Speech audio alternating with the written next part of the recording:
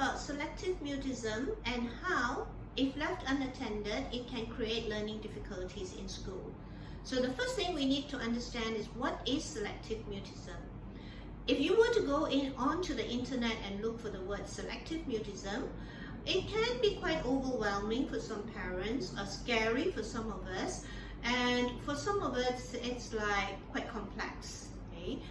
But what I would like to do is to make it very simplified for us parents, and also to give you an assurance that based on my years of practice, I have seen children who are seemingly having selective mutism, that if it is addressed and supported well by the family members, they eventually actually can overcome the challenge.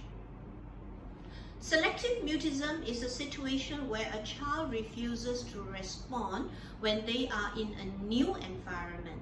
Okay? So this means that the child is developing according to milestones. They are typical. Within a familiar surrounding, they can communicate, they can play, they can do everything. So they just go as like any other normal child. You do not see selective mutism until the child goes to school, where the school surrounding is totally new for them. When that happens, some of the children fail to communicate because they are talking now to people whom they have never met before. And it takes them a very long time, in some cases, before they will start expressing themselves. Sometimes we may mistake this and say, well, there could be a kid who is shy or a kid who is timid. The difference is with a timid or shy kid, they will usually go into an environment, be extremely quiet or well behaved, and after a while, as they have sensed out the whole space, they start being their normal self. A selective mutism kid does the same thing, but in a much longer period of time. Sometimes it could be as long as a whole year before they get themselves adapted to the situation. So, and this is why it affects learning in school for these group of children, because when they are new with the teacher, when they're new with the friends, they wouldn't ask, they wouldn't respond, they wouldn't reply when they are being taught. So when a teacher asks them whether they understand or not, they do not reply. Okay? If they do not know something, they are too afraid, or there's high anxiety that they do not want to approach the teacher and ask the teacher to, let's say, repeat or to explain to them. So if this is left compounded, i.e. if a child is in school and is being taught something that he or she does not understand, fail to ask in school, and back home, no one realizes the problem that they do not understand, then the issue becomes compounded.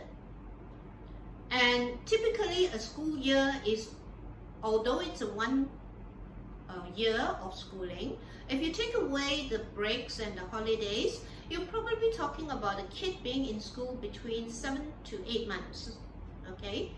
Depending on the country and how long each country's break is.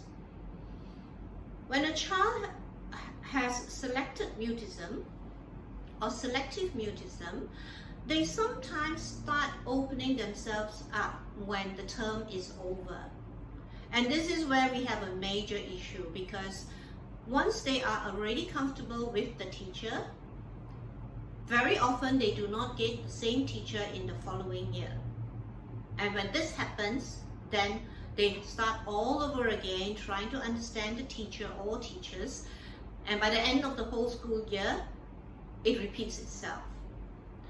So for parents who have children where the school comes back and says that the child does not communicate when they are in school, or when the parents feel that reports have come back, or they've taken the child everywhere and reports have come back to say that the child is typically okay, there's nothing wrong in their milestones, there's nothing wrong in their learning path, so they are deemed to be just slow learners, do look at this area and offer them the support that they will require in terms of confidence level, There are two things we need to address here. One is the confidence level of the child, so that they're not forced to speak or communicate in an environment that creates anxiety for them, but to be recognized whenever they try to make an attempt. Even a smile should actually be welcomed and appreciated.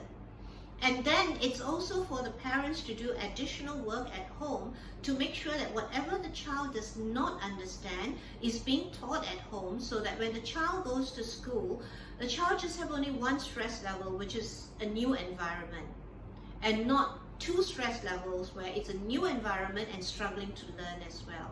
So I hope this little tip that I have has been useful. If you like what you have heard, please subscribe to my channel and click notifications on. There's a bell at the bottom here. Click it so that you will be notified of new videos as they are uploaded. And meanwhile, thank you for watching and have a great day.